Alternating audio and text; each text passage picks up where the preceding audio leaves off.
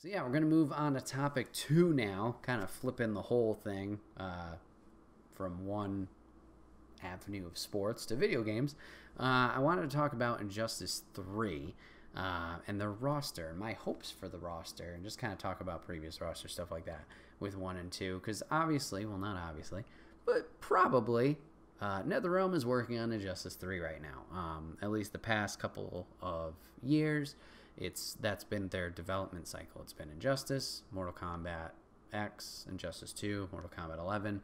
So should be Injustice 3 now if that story and that franchise is continuing.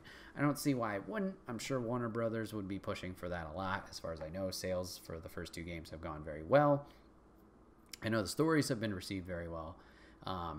And they're just a blast to play. Like, I'm still playing Injustice 2. That game was a surprise for me of like how much I loved that game.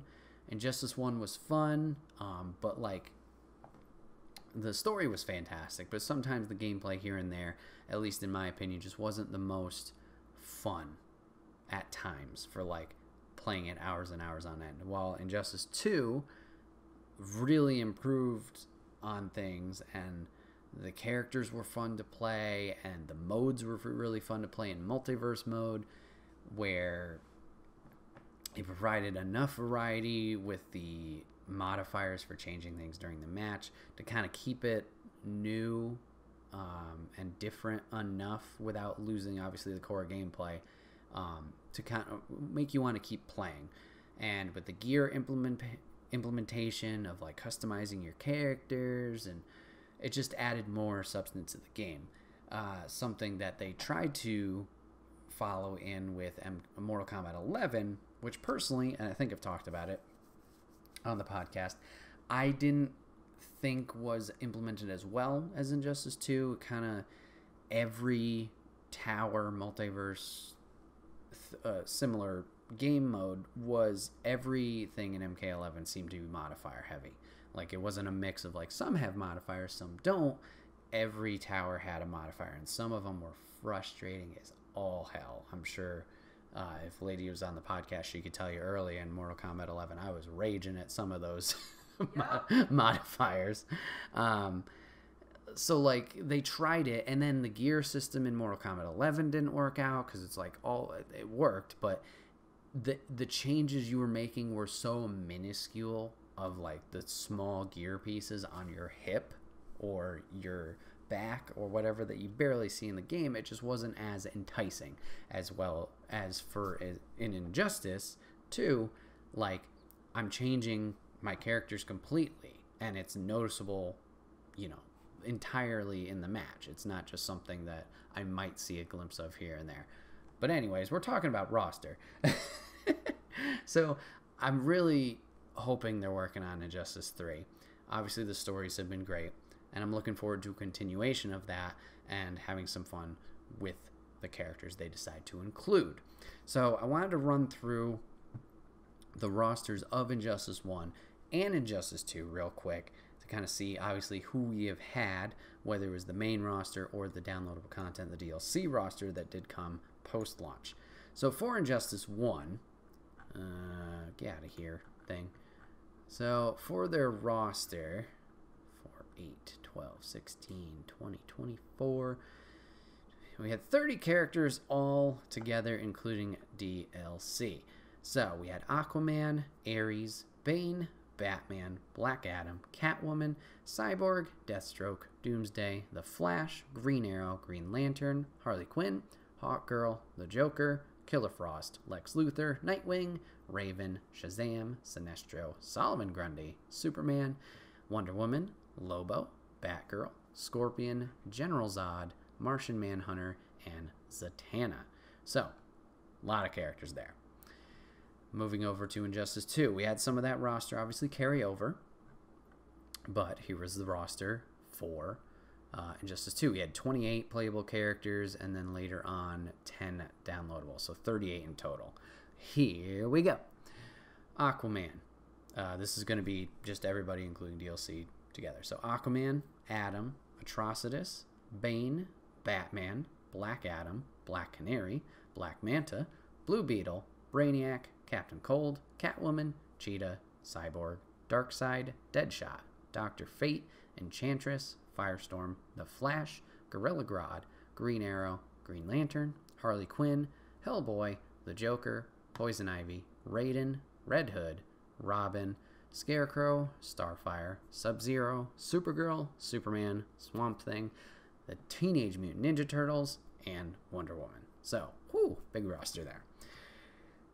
So obviously, like I mentioned, we had some carryover from Injustice 1 to Injustice 2. Some of that was story related. Some characters had died. Some characters were making their debut in the second game but got teased at in the first game through levels or whatever it is. So when we get into DLC, it gets a little questionable of like the whole alive or dead thing. Obviously, with comics, nobody's ever really dead. You know, everybody can pop in whenever the fuck they want and make their return. Maybe even in the main roster of Injustice 2, I know come release, there was a lot of confusion when you tied in, obviously, the main campaigns, but then there was a comic that went, like, included in it and tied in, whether it was before the first game or in between the two games, of like, wait, didn't this character die? So when making this Injustice 3 roster, I don't think it really matters alive or dead. Obviously, in the story, what's going on here. I think it's just going to be for fun who we going to include. So if we're being smart, we got to start thinking of that crossover, that carryover from the Injustice 2 roster. Who's going to return? So you got your big hitters. Duh. Batman's going to be back. Superman's going to be back. You got the two. They were fighting each other. Mainstay. Wonder Woman's going to be back.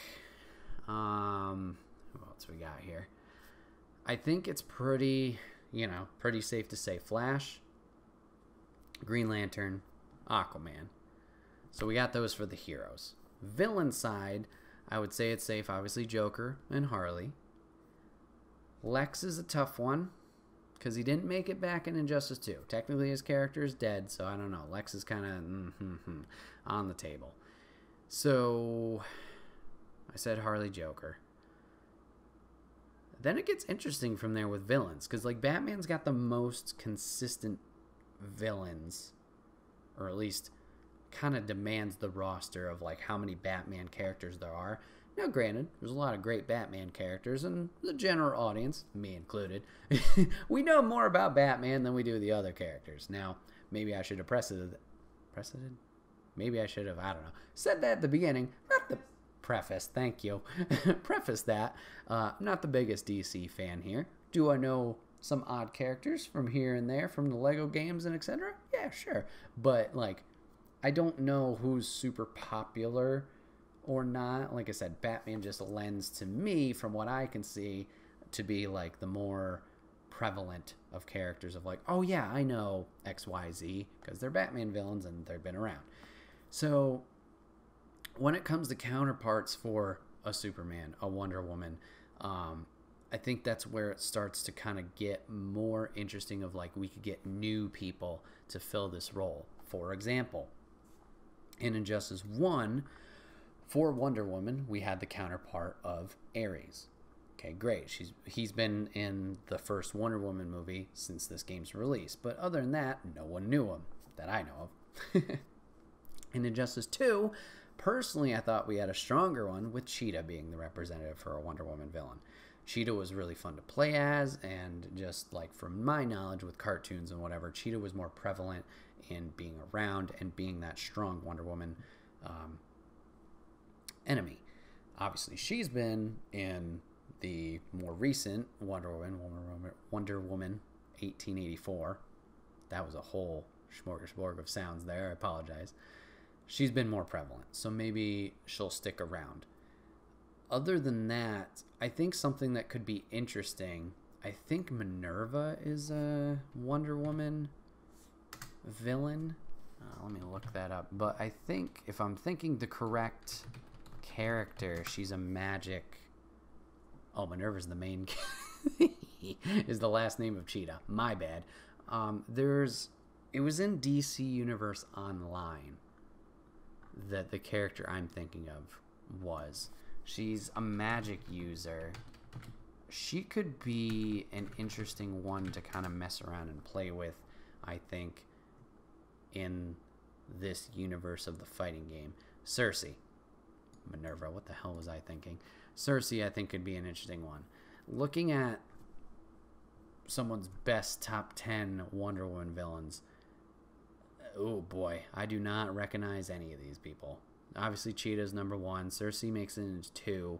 Ares is down at 7. Yoicks. So, I don't know really, like, the strength of Wonder Woman enemies specifically. Their roster of, like, who can make it in and make a splash or an impact. So, if we're playing it safe, I'd probably say Cheetah makes her return for Injustice 3. And, you know, I'd totally be fine with that. Cheetah was, like I said, once again, a great character to have around and play as. She had an interesting fighting style, close range with a good mobility. But also, looking at this page, getting a little reminder of the Super Friends show, Giganta would be an interesting one to add for Wonder Woman. We've already played around with the shape-shifting, size-changing abilities in this game with Adam being DLC, so we've already kind of made that jump of like, how do we implement a shape-shifting or size-changing character into the game without breaking it, essentially. So I think maybe if you take what you learned with Adam and put it into Giganta, that could be really cool. We did get teases of her in Injustice 1, seeing her in the background fighting somebody.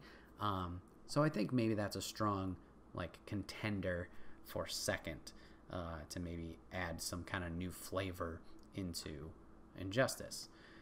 For Superman.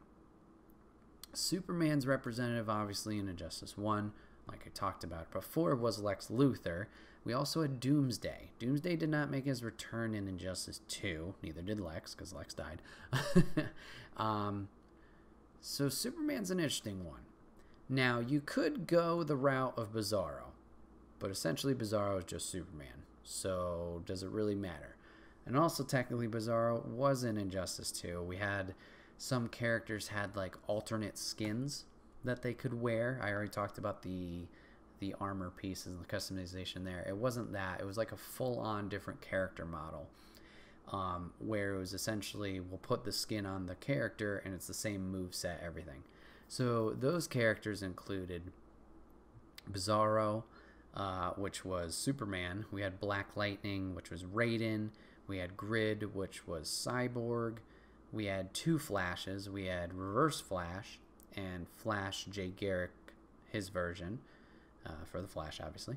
We had John Stewart, Green Lantern. We had Mr. Freeze for Captain Cold. We had Power Girl for Supergirl. And Vixen for Cheetah. So you kind of get those other characters with the roster in Injustice 2. However, they're really hard to unlock unless you pay real money. Like, it's not like the DLC packs where it's a whole new character roster. Obviously, it's just this reskin. You could get them by using in-game currency to buy them, but it's like a lot. And like I said, you could spend your hard-earned real money to kind of pay for those, which is essentially DLC. But like, they're really hard to get if you didn't want to do that. I think I only have a few of them. So like, if you don't want to do that, it kind of doesn't give you the option of playing it, but whatever, you know, do what you want to do.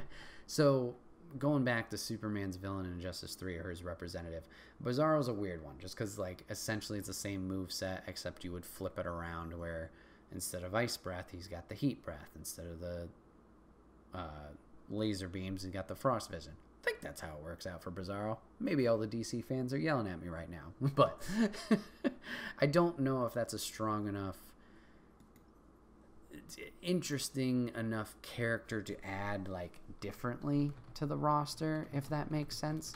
So for villains for Superman, this is another one that's kind of tough, I would say. We obviously had Darkseid as well in the DLC.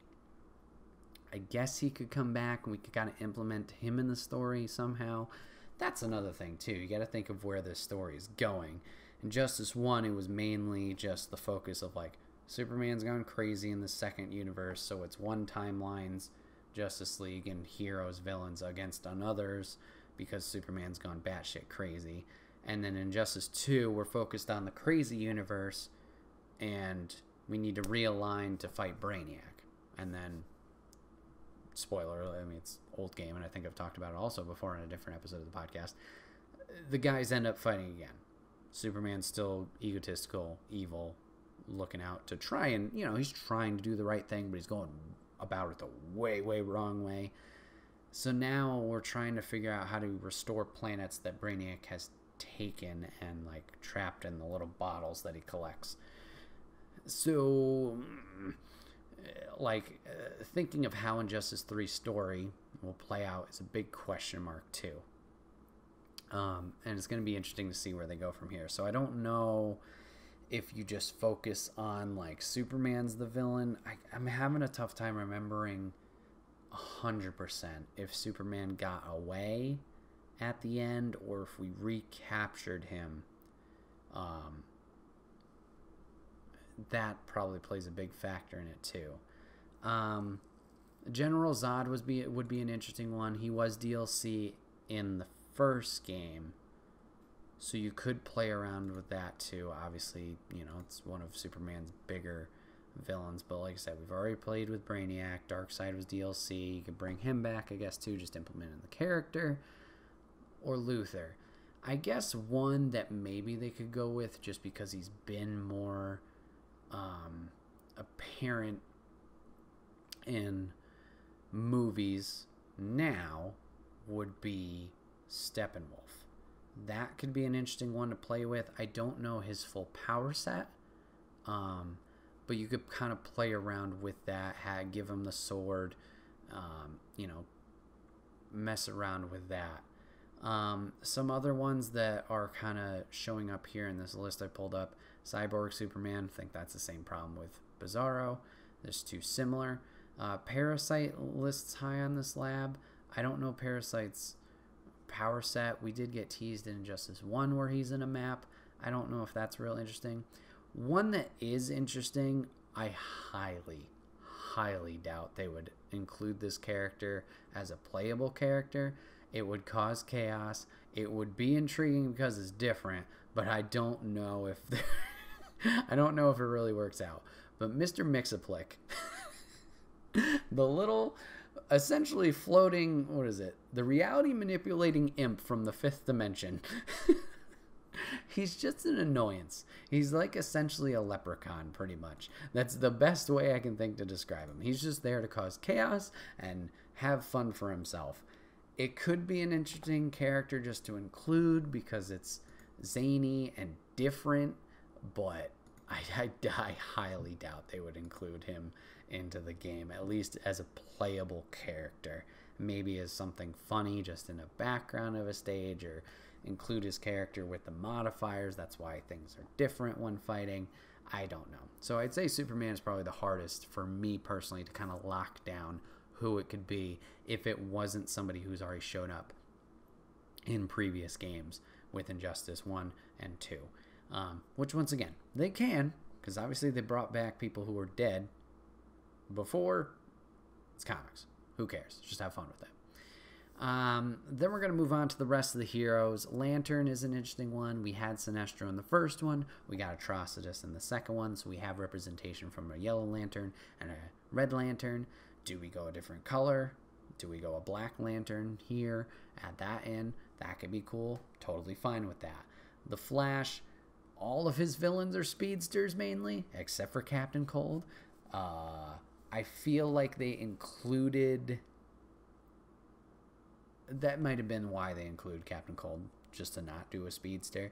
I think I'd be fine keeping them around. Other than that, Gorilla Grodd is a big Flash one. Gorilla Grodd was a fantastic character to add here, I think, with just obviously a different moveset of the telekinetic powers or the psychic powers, but obviously it's a big freaking gorilla that you're fighting. Just the different body mass. It wasn't a humanoid. I think keeping Grodd around for another one, that would be a good move. then we get into the Batman villains here.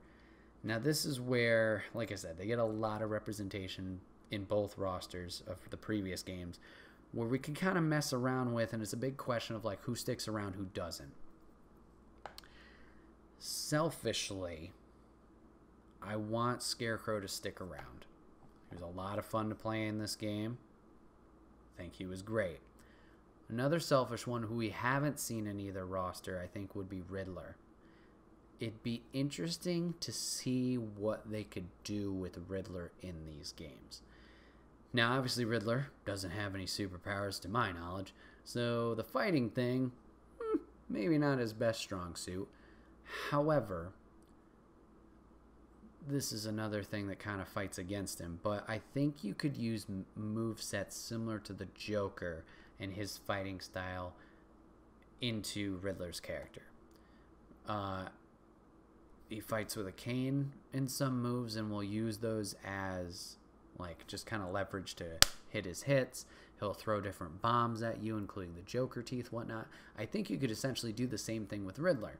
Now, while this kind of promotes the character of like how he's plausible, on the other side of things, like I said, it kind of already takes away from him because that's Joker's moveset. So it's like, does Riddler outweigh Joker? No. No, definitely not in popularity sense. People are going to want the Joker over Riddler every day. So, tough to say, like, if he's viable enough to include. I think Mr. Freeze, I already mentioned him as an alternate skin. I think he should make a full debut as his own character and not just be a skin swap for Captain Cold.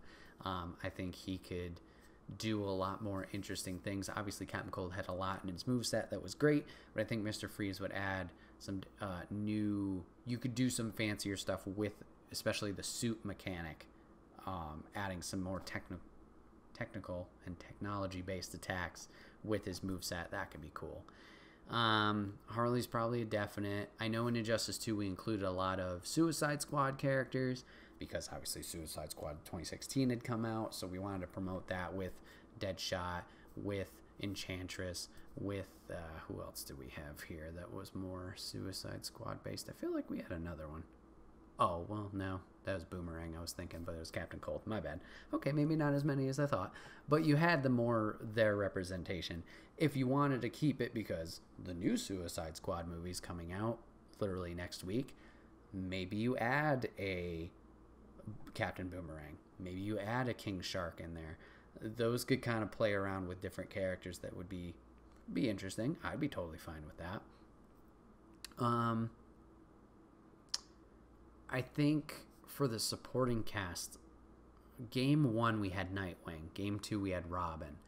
Batgirl's in Injustice 1 as DLC, and Batgirl a lot of people enjoyed. I don't know... They had a good story going with the Nightwing Robin thing. Nightwing was part of the both universes, but in the messed up universe it was Damian Wayne, his son, which carried over into this game. So like, do you keep that going with Batman and Damian kind of going at each other and bring Robin back, or do we go a different route where, I don't know, we bring Batgirl back, or we don't even have a sidekick in play? Tough to say. I'm looking at the rest of the roster. I'm trying to see, like, who could go, who I'd be, like, okay losing. Oh, I didn't talk about Aquaman. Aquaman and Black Manta were great. Black Manta was DLC. He was a lot of fun, a lot more fun than I expected. But yeah, it's tough to say who would be Aquaman's counterpart to that. Bane, even though I play a lot of Bane in Injustice 2, I'd be okay with him going. Black Adam, I don't see him. You could keep him around just because movies. I get that. Him and Shazam were good. Shazam didn't make it into Injustice 2 because he got murdered by Superman in Justice 1. So without the counterpartness, it's like, I don't know. Canary's probably gone. She was a lot of fun to play as. Blue Beetle and Firestorm are probably gone. Let's see. Dr. Fate. Dr. Fate was a lot of fun to play as. Didn't play a very prominent role in the story. He kind of popped in for one moment and then was like, peace out. I think he should stick around just because of the variety. But he's a tough one. He's a tough one to say if he sticks around for another game or not. Ivy was fun. I don't know if she stays. Swamp Thing. I'm going through most of this roster. I'm like, you could probably go. And not in a bad way that they were bad characters. It's just like, I don't know if they had enough pull to really go forward into the next game. I'm trying to think of like, because even in Injustice 1, there were a couple characters that just, well, let's actually see. How many carried over from 1 to 2? 1, 2, 3. 6. This is entertaining, I know. 7, 8, 9, 10, 11, 12, 13. Only 13 of the initial roster carried over. That was Aquaman, Bane, Batman, Black Adam, Catwoman, Cyborg, Flash, Arrow, Lantern, Harley Quinn, Joker, and Superman, Wonder Woman. So 13 out of the 24 of the launch? Okay. So yeah, you dropped quite a bit. And, mainly villains. But you dropped quite a bit. So it's tough to say if a lot of the roster would be carrying over. Obviously, we did get 4 more from the initial release, roster-wise, and then ended up being 14 more, including DLC. Well, actually, no, that'd be 8 more, after both DLCs released in the counts. So it's tough to say. We did get a lot of guest characters in this one from DLC, so I'm sure they're completely out. Yeah, tough to say who will carry over and if a lot of them will carry over. As for people who'd be brand spanking new, I know we already talked about a few of them for villains to cross over. I'm trying to think of people who we haven't talked about at all. We have had a Teen Titan representative in each of the games. We had Raven in Injustice 1. We had Starfire, technically, through with Injustice 2. I know Cyborg we could technically count in both. Totally fine with that. He can, keep his thing. I know we've pushed him up to Justice League status at some point in the comics. So anyways, we've had a Teen Titan reference or representative from each game. I think that will continue in Injustice 3. I think the easiest one to implement, especially going off of Mortal Kombat 11, would be Beast Boy. I think Beast Boy is an easy one to implement. I know story-wise, I think he's dead, but once again, doesn't really matter. But if you take what you learned in Mortal Kombat 11 with Kotal Khan's character, Kotal Khan can do some moves where he'll transform into a panther and will attack the opponent and, create some moves there.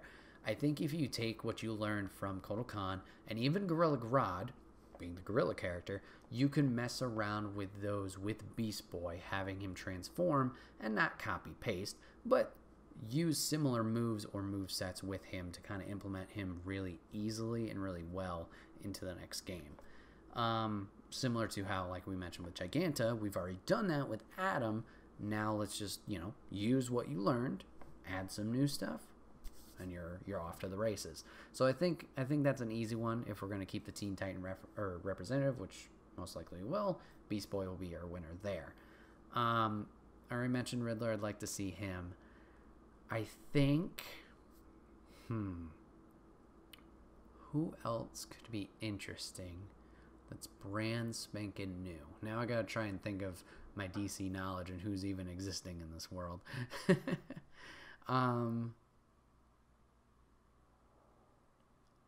One that's kind of like I don't want to see, but could be easy, is Azazel from the Batman universe. I know of him from the Arkham stuff, but you could take essentially Deathstroke from Injustice 1. You could essentially take his moveset and modify it for Azazel, or Azrael, excuse me. That one could probably be an easier one to do. Not one I necessarily want, but that would be it. We talked about it before with the Suicide Squad mention, but Captain Boomerang, I think, would be a big one, especially if they do want to tie it in with the Suicide Squad movie, or at least like build off the momentum the character has built from these two films. Go with that. It's not a gun projectile, so you can play a little bit differently with that. And I think he could do some interesting close combat maneuvers as well. So I think Boomerang would be a fun one to add. Okay. I'm thinking back to Super Friends once again. There was a guy that was in the show. Definitely a supporting character. He was like a tornado character. I think he was Asian. Not Red Tornado. Super Friends. Tornado Hero. What is your name? Is it Samurai? Yeah, Samurai. Okay. I think that'd be an interesting one to play around with. You know, just the tornado aspect of it and the speed and the mobility of it. That one could be a fun one. Another one I just totally didn't even think about until looking up Super Friends or thinking about it. Everybody loves their April Fool's jokes, especially the game industry, and they love teasing us and joking around the things that aren't even in the works and then see who falls for it. I think is my last, like, oh shit one that would be cool as hell. Back when this game was out, Ed Boon, NetherRealm director, teased the Wonder Twins as characters for Injustice 2 just by showing the purple glove and the ring. I think that would be fantastic. It's off the wall. It's something like that you can have a lot of fun with creating the character and the move set. And if you decide to include the monkey, I think his name was Gleek, that's a fun thing you can kind of mess around with.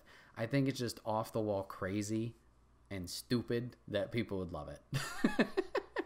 So I think we should go with that. I think that's the wild card that we include. But yeah, I'm just really looking forward to Injustice 3 if and when it does happen. I think they've officially completely wrapped on Mortal Kombat 11 support. So all their focus, if they're making Injustice 3, is on that now. So now it's just a matter of time of like, when does this get announced? I was hoping for it this past E3 and even the Game Awards. Obviously that didn't happen. So maybe next Game Awards we get some kind of teaser about it. But only time will tell. We just got to play patient. Hope for the best. Obviously NetherRealm's been crushing it with their past couple of games, with the story and with the graphical improvement and how things have played. So, just give them time. I'm sure they're going to produce something great, and hopefully it's Injustice 3. But yeah, let me know what you guys are looking forward to in Injustice 3, who you think should make it, especially if you know more about DC than me. Who's cool? Who's not? Who do you want to see in the game? And I'd love to kind of look them up a little bit more and see their possibilities, see their potential.